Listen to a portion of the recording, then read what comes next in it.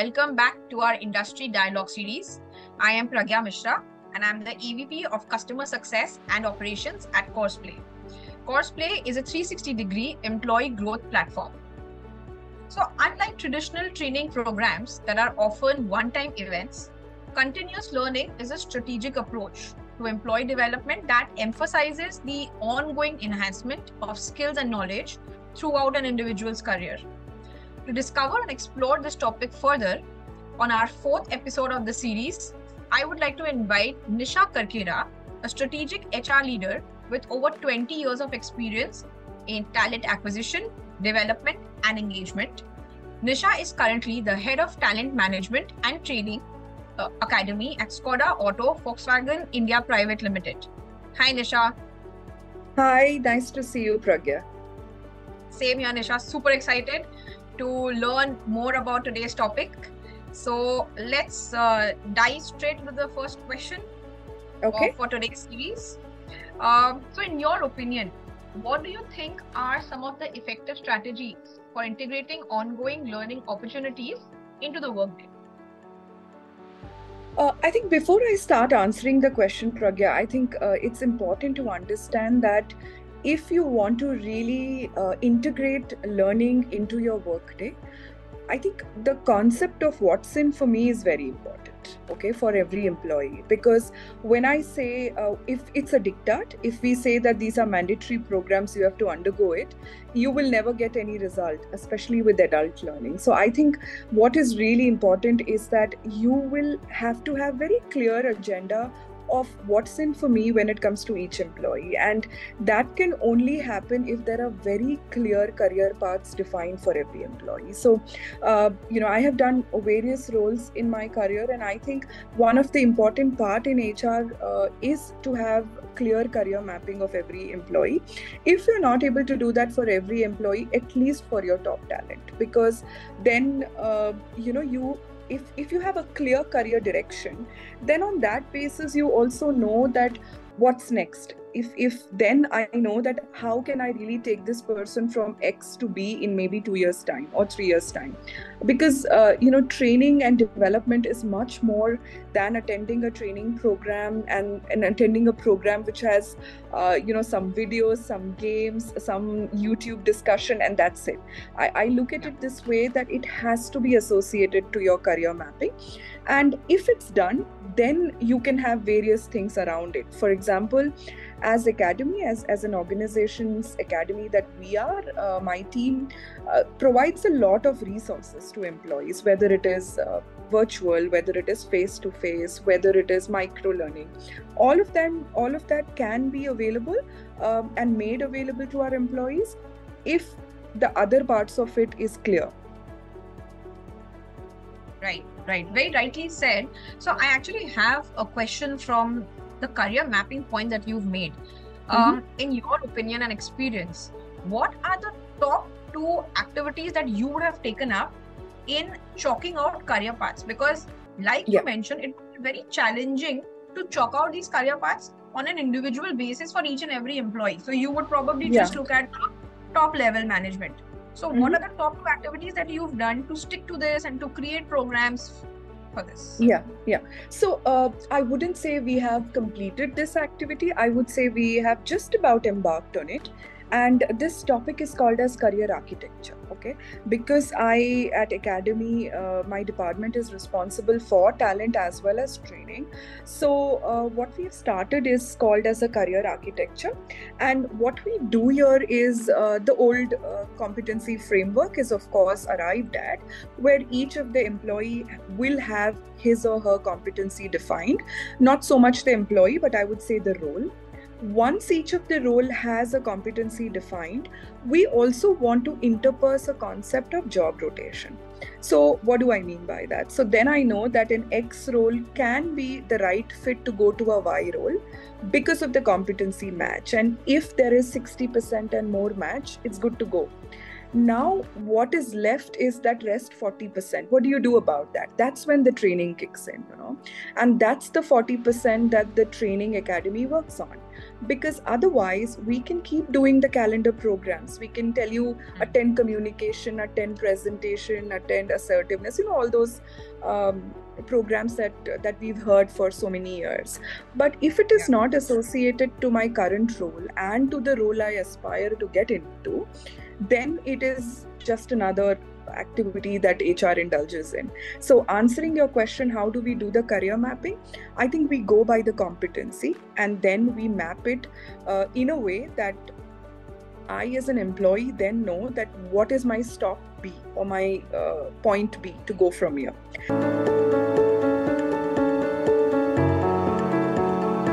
Also trying to do in our organization is work with AI on this topic. So right now we are working on the competency framework. Eventually we would then be in a position where AI would throw up to me as an employee options that what is it that I should be doing as next stop, depending on my current competencies. So that's also going to be a part of our entire career architecture topic. So like I said, career mapping is the most crucial part for every other thing to get into place. And for us, this is the platform that we are using. I hope I've not been too academic in this discussion, but that's important for me to convey to you. Yeah, no, not at all. I think your answer gives a very clear vision to all the teams out there of having a plan of action, because you can't change people overnight or just with trainings. No. So just going back to the first question that I asked, I know your previous answer was a bit, has answered the question a bit, but any other effective strategies that integrate your learning opportunities in your day-to-day work life? See, very recently, we also started something wherein we are trying to get technology out there. What I mean by that is an auto sector is changing massively. Yeah, we are moving from the regular engine to the EV engines. Now, this means there is a massive technology shift. Now, this is a lot of times also something where we want to pig or increase our employees' curiosity on these topics. So what we also do is hold webinars, and these webinars are held by industry experts, are held by academicians, and so many also by subject matter experts. Now, this is also something where our employees get very interested in these topics, because this is like a conversation starter, a training program. This is technology that I spoke about, but also topics like, let's say, a ChatGPT. A ChatGPT session is what we've been holding very recently, and it's just about an hour session. It's just a quick check on what ChatGPT is all about. Now, what I've realized is that employees are interested in programs like these because it may not directly impact my work today, but it does help me to do things faster and maybe also to kind of become a bit more smarter. And it's a conversation starter amongst my friends, amongst my colleagues. So these are also the topics that we are trying to work on and trying to bring it as an available resource to our employees. Right, makes sense. So ChatGPT is a topic that we can have a completely different session on, because it is catching so much of, and AI in fact, it is catching so much of attention. But I think we should definitely take a few minutes to discuss ChatGPT and its role in employee learning. I'm sure everyone out there wants to know your opinion on how just holding these sessions have helped, or what exactly there is that you're covering, because there's a lot of confusion and there is a lot of people don't have a direction again on what it does. So I may not be the right person to say the impact of ChatGPT. I'm not a technology expert. I'm an HR professional, but at the same time, I think from my perspective, from the role I do, it's important for me to provide this as a tool to our employees, whether we want to use it or not, whether it is something that you think is right or not, whether it's useful or not, we want to leave it to the employee. For us, what we tell them is that this is a way that perhaps you can, it's also about how well can you really give ask questions to the system, right? So search engineering is also a part of it. So I think what we are really focusing on is keeping them aware of the various things that comes through. If you're deeply interested in it, then there are various other options. From my end, what we start is just a trailer. Okay, and then if the trailer sounds useful, then go ahead and get maybe a 2-day program on it. Answering to your question that what role ChatGPT would play, I think a crucial role, ChatGPT, not just ChatGPT, and now there is a technology every day. New technology is coming every day. So I think it's very difficult to catch up and say that I'm going to give you everything. But at the same time, you can't really afford to say, I don't care whether it exists or not. So I think we have a very neutral view of it. But yes, I think it's important to know what it is at least. Makes sense. Perfect. I think that answers my question. And this brings me to my next question, which is, how have you enabled a culture of continuous learning in your organization? And how do you think it has benefited you as part of the talent management and training team? Okay. Whenever there is this word culture, okay, I'm very conscious about answering that topic, because I think a lot of times we use this word culture very loosely.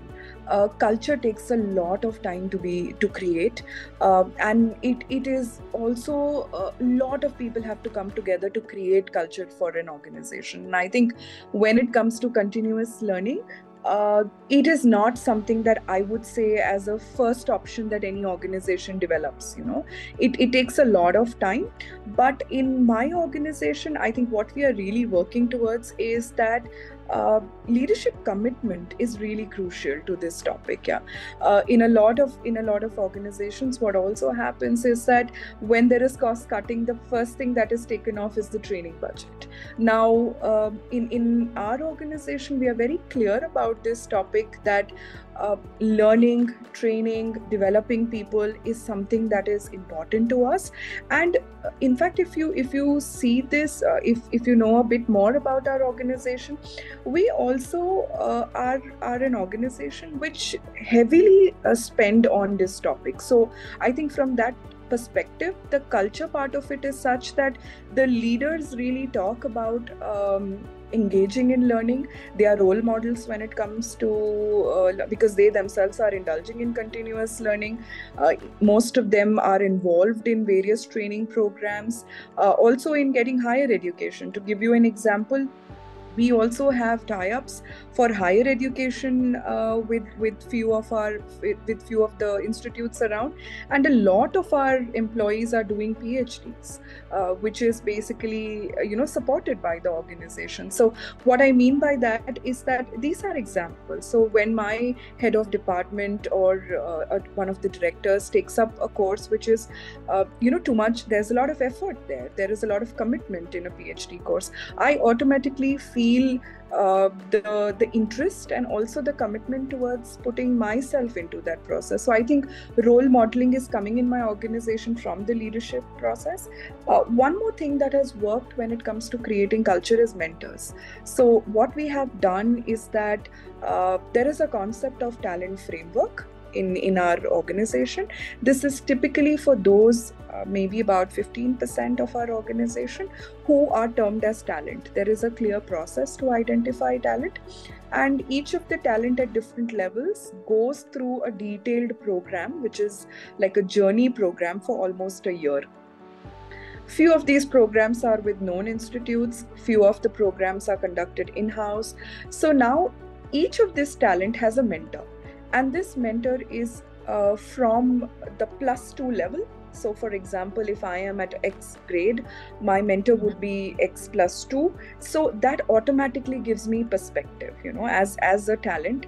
firstly, you identify me as a talent. Second, you give me a mentor who's not from my department, not from my division, but a senior guy in the organization. So he gives me that 2 hours time throughout the month, and that helps me to build that rapport. And also in a very unconscious way, we are building the culture that way, that there is a mentor for you who's not your head of department, who's not your manager. So I think that part of it has really helped us in building this culture. It's just the beginning. Like I said, we've started all this in recent times. I don't say we have reached the ultimate level, but the process is on. And one more thing that has worked for us is that making a concept called as ERG, which is employee resource groups, wherein in these employee resource groups also we conduct various leadership series, then a subject matter expert coming in talking about topics, panel discussions. All these things happen. These are all very unconscious way of building culture. We don't rara all the time. We don't carry banners saying continuous learning is our culture. We don't do that. But at the same time, these are the very subtle ways where we say that we slowly and steadily make learning as a part of our culture. That's wonderful. Yeah, because maybe it's not continuous learning, it is learning on the job. So you have learning a part of everyday work of the employee. So employees don't just have to sit and focus on one training program, but your leadership team is the one that is promoting learning throughout the organization, which is, I personally feel, is a wonderful approach to learning. And when we were talking about mentoring, I was extremely interested, because you said that these are not people who are the direct reportees, the people who are under these mentors. And that actually brings me to my third question. So how do you think this mentoring has benefited the strategy of the organization? And a part of my question will also be related to gamification, but let's talk about mentorship first. Okay.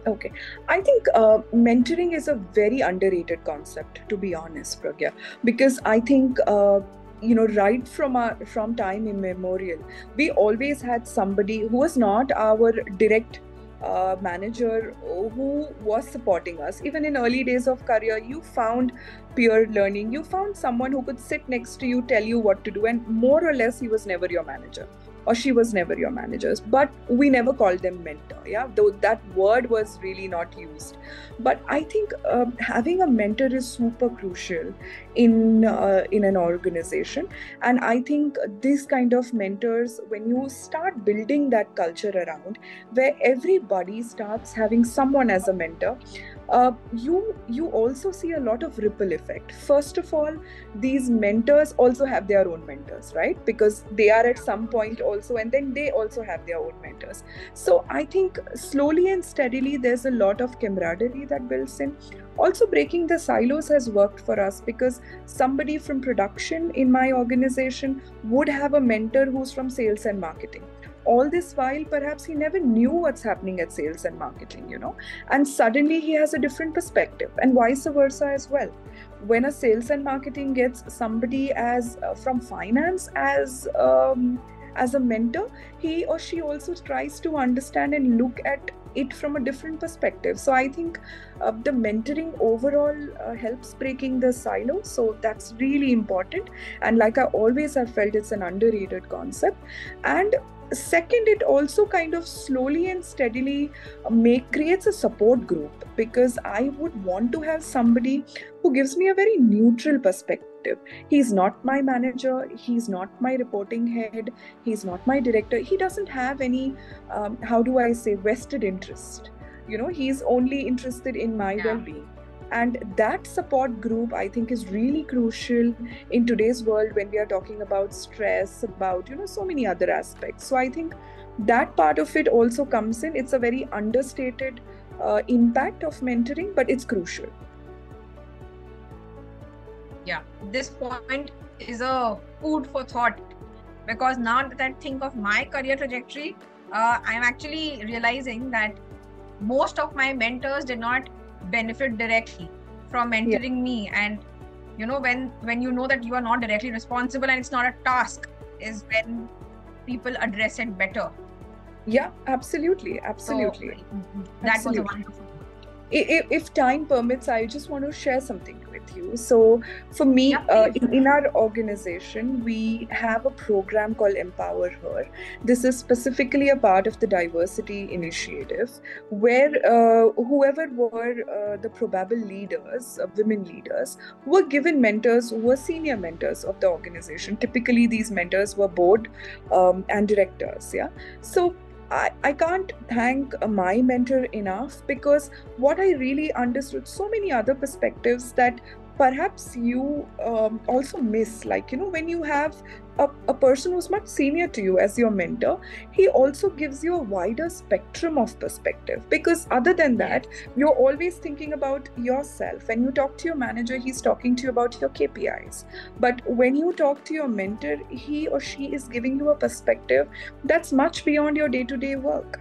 And I cannot stop thanking my mentor, because he gave me so much of perspective. And thankfully, he is the CFO of the organization, and I was lucky to have him as my mentor, because he also started giving me perspectives of how do you manage a P&L, small thing. Yeah, that time I was not a head of department, but just because of that thought process, you start realizing that, okay, to lead a department, it's not just about X or Y competency. It's like you're running a small unit on your own. So I think mentoring is important, and it's important that we realize how crucial it is in building culture. Yeah. And I think this also links to the first point that you made about what's in it for me. It's not just metrics. It's not just numbers. Yes. So there's way more. It's way beyond that if the mentor is involved. Absolutely. Wonderful. Yes. This was really, really interesting. So a part of the question also will also revolve around gamified learning. So a part of is mentorship, and the second is gamified learning. So in your opinion, what role do you think this plays in creating strategies for the organization? I think it's a buzzword, honestly. This is my opinion to start off with, because I think we, all of us as organizations, did this bit. I don't know from when. It's just that very recently this word has got evolved, and everybody is talking about a gamified version. Earlier, maybe we called it simulation or something else. So I think it is okay. When you ask me that how important it is, I think it has its own merit, but I wouldn't say that that's something that should become a huge part of the training strategy. For me, when I see gamified learnings, I think it is, it could be used to get participation. It could also be used to get involvement of adult learners, because a lot of times when you're just doing a method where they are not involved, it also just slows down the learning process. So I think when there are games, it's interactive, people become a part of it. But let's not give it undue place, in the training strategy. That's my at least feeling. Very recently, what I would typically do is that if it is something to do with business, if it is something to do with teaching some skills which are required to run a business, etc., I would use business simulation, wherein they run a company, they play around and see, maybe something that is digitized, and then you see that how could they run a company, etc., etc. But am I going to just use this for every program? No, I don't think I do that. I don't want to do that. Also, I want to keep that reserved to few aspects only. And like I said, it to me, a lot of times it sounds like a buzzword, but where you need engagement, you use it. So just to give you another example, very recently we did a program where only Legos were involved, the Legos that our kids play with. So we did that program for about 4.5 hours, and it was for I wouldn't say the most senior leadership, but somewhere between middle and senior leadership. And it worked fine, because there was something else. We were trying to work on the topic of strategy building. And instead of getting them to do a very clear, program, we tried something like this. And this was useful. But like I said, I will use discretion when I do something like this. Understood. So your point here is that anything that is out there needs to have a specific use case. You cannot use it for the sake of it just because it's out there, be it chat GPT, be it gamification, be it any other point. Completely makes sense. Makes sense.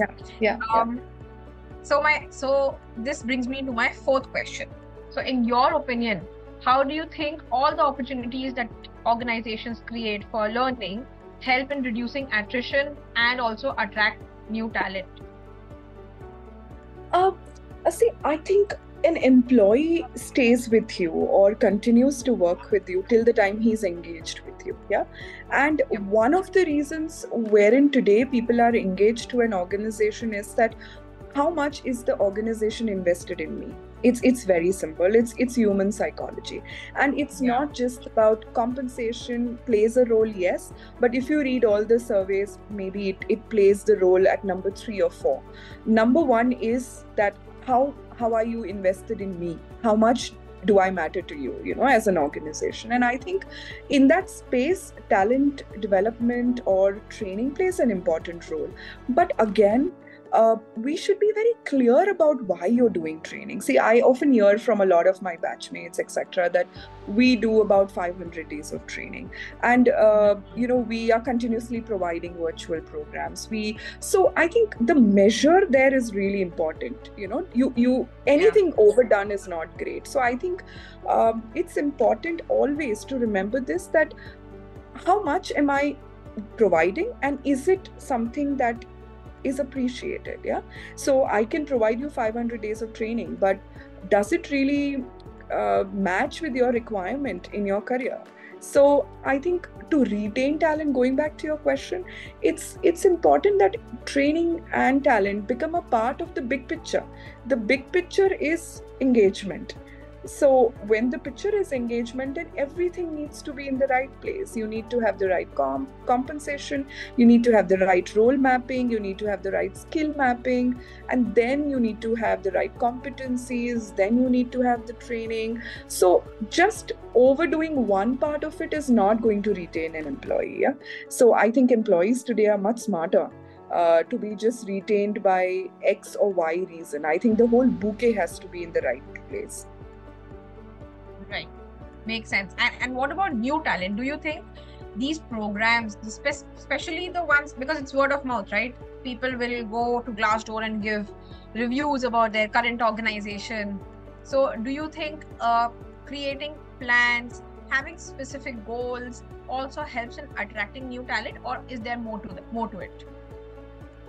See, the talent also in the market, for example, is you would never see anybody joining an organization because they get to know that they have amazing training programs. It never works like that. So I think they would join an organization because we have the right culture and also the right practices. Now, for all of this to be right, training, talent development plays an important role, but it's not the only role, I would say, because it's one of the cog in the big picture. And you need to have everything in the right place. Starting off, I think the most important part is that does my individual aspiration and organization's aspiration match? Because if there is no match, then everything else you put in place, it would never work.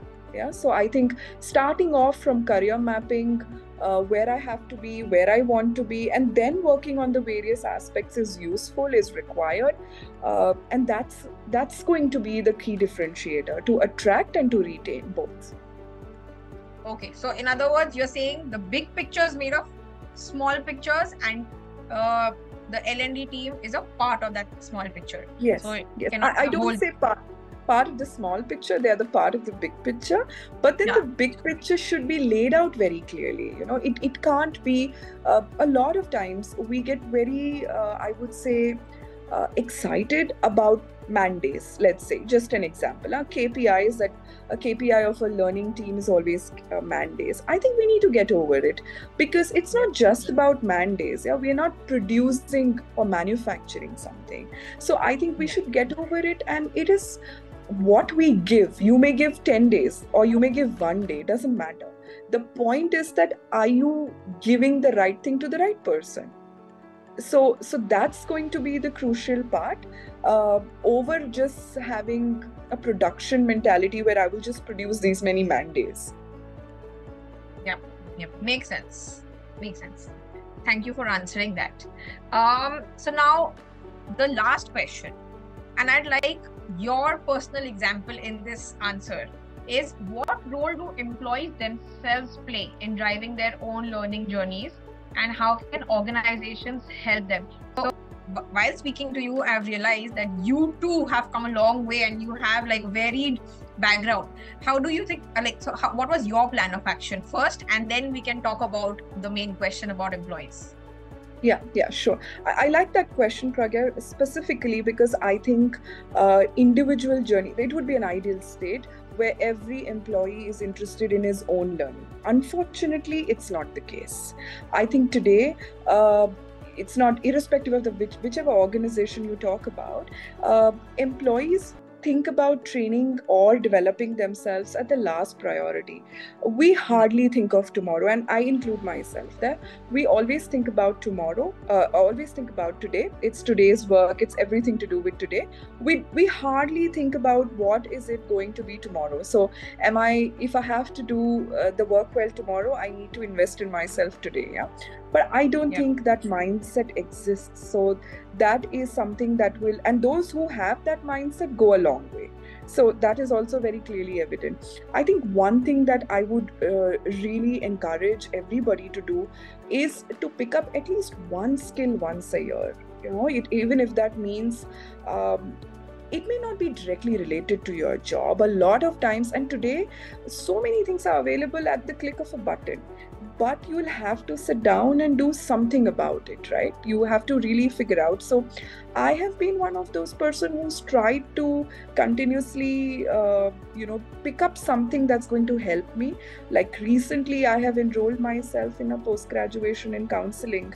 And then I am doing that course, not because it's going to directly help me in the job I'm doing, but that's something that I want to, work on myself. And I think continuously doing something for yourself, whether your organization is invested in you or not, that's a separate topic. If your organization is nothing like it, if it's not, should you stop thinking in that direction? No. So I think that part of it is really crucial. I really propagate this angle that at least pick up one skill a year and build it up. If you realize that this is not the place to go, that's fine, but at least try it. Also today, there are so many academic counselors available. So many of us who've reached the 20-25 years of career mark, At times we do question ourselves that, are we at the right place? Is this the right thing we are doing? Not so much about the organization, but the role that you're doing. It's good to go and see an academic counselor to understand that, are my competencies matching with my current role? And they are all available today. So it could be a good part of it, and also accordingly I can build my skills. So I think that part of it would be an ideal place where everybody is doing something for themselves. Otherwise you can always take the horse to the pond, the old saying, but they have to drink themselves. Makes sense. And just to finish off this question, how can organizations help employees take ownership? Is it just rewards? How can organizations, like you said, that having a vision for these employees is important?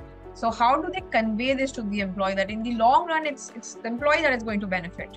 So how can organizations do that? I think it's consistent messaging is really crucial. Consistent message is also important from the perspective that then it becomes a part of the culture. So when I continuously say that you have to map everything to your career, you need to know why you're doing what, I think that part of it is what organizations need to do. We need to continuously talk about it consistently. that this is what we indulge in doing. I think if I have to give an example, my organization also provides a lot of sponsorships for employees who want to study. So we also provide that. If you want to do a professional certification, we also provide sponsorship for that. So I think that part of it is also something that we talk about consistently. Then we provide academic counseling as well for people who feel that they are stuck up in a place. A lot of times this can be useful. Yeah, a lot of times being stuck up can be more like a temporary roadblock. A lot of times it could be really a permanent roadblock. So then the academic counselor could be of good use to them. And I think, like I've always mentioned, all this is a lot of times top to bottom, in the sense that the leadership needs to continuously talk about how important it is. And investment in people never goes waste. You know, it may not show results. You may not be able to show the ROI today, but it does have benefits, and you will be able to see the benefits. Makes sense. Thank you for answering that. I think I've had a very enriching session. All the answers that you gave were pretty different and very direct, because a lot of times, you know, L&D team tries to stick to the whole conventional ways of learning and training, but I really liked what your organization is also doing by creating these mentorship programs and the ERG that you mentioned, and keeping the big picture in mind. And what the advice that you gave of upskilling yourself, keep reviewing, self-reflection basically is so vital in today's culture. So thank you so much. My pleasure, Pragya. It was great to talk to you. I think it's important that we think beyond the guardrails of L&D. And in fact, I don't like this word L&D, you know, because it's so cliched. There's so much more that we can do as academies, as training professionals, and look beyond the academic things that we want to do for our people. Breaking the norms. Yes, absolutely. And I like the word that you use, self-reflection. In fact, it's one of the important competency that we build in our leaders in this organization, because that's one of the leadership competencies required in Volkswagen Group, where we say that if you can't self-reflect, you won't be able to walk that extra mile. So I think that's a crucial point you touched. Yep. Wonderfully put. Thank you so much, Nisha, for all your inputs. Pleasure. Take care of yourself. Thank you so much. Thank you so much.